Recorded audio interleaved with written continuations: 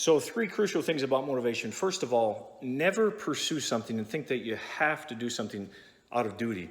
The problem with most people, and this is the major problem, is they pursue weight loss goals, they pursue body transformation goals, and goals of any matter for that sort because they think that they should.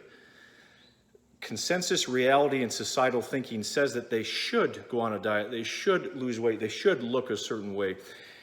You know, they should have a beautiful house with 3 cars and go into massive debt to get it. They should do this.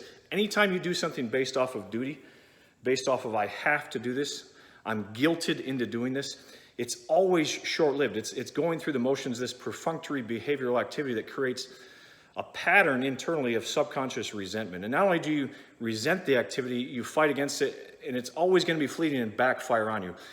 That's no more apparent than, for me as a parent, how I treat my kids. If I try to force them to do something, that always backfires, always.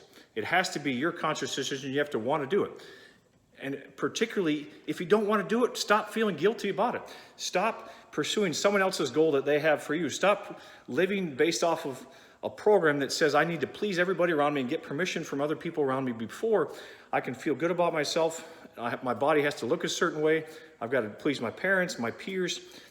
People live based off this program unconsciously most of the time, and it's a total deflation of motivation. That's not how motivation works. Number 2, rewards reinforce rewards. Most of the time, we have motivation based off of a possible external reward. If I lose weight, I can go on this trip. If I look a certain way, I can post a picture on Instagram and everybody will feel pleased. I'll get the likes on Facebook. I'll get a dopamine rush in my brain because all of a sudden I feel acceptance because I haven't learned to accept myself until someone else accepts me. I need permission from someone else before I can feel good about myself. Any sort of reward reinforced motivation is always short-lived and fleeting. All you're going to do once the reward stops is you're going to stop doing the activity because you haven't internalized it, you haven't embraced it. Motivation has to be intrinsic. The activity, the behavior itself has to be the reward. You have to want to do it because it's fun, because you love it. You're not concerned about any result. You don't even care how you look or what result you will or will not get from this activity. You do it because you absolutely love it.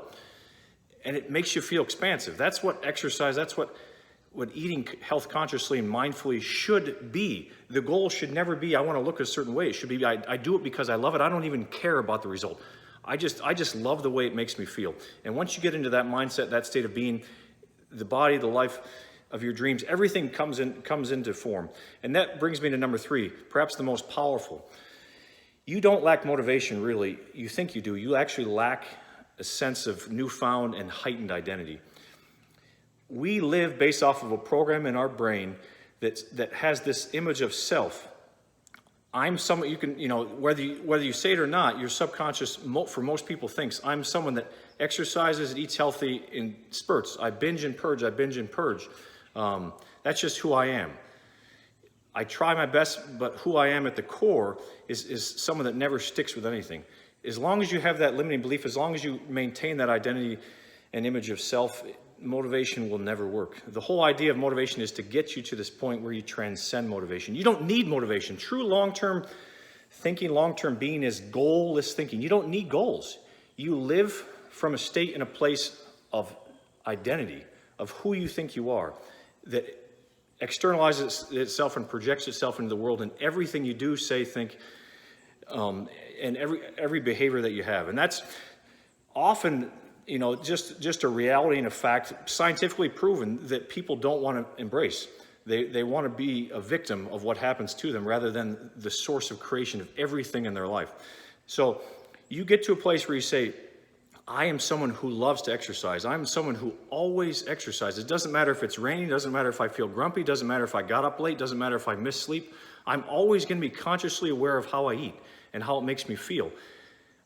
I'm never going to be a victim of my environment and of what happens outside of me, but I'm always going to be someone who consciously makes decisions internally based off of who I believe I am. And that is the true state of transformation, where you don't even need goals. You don't need motivation.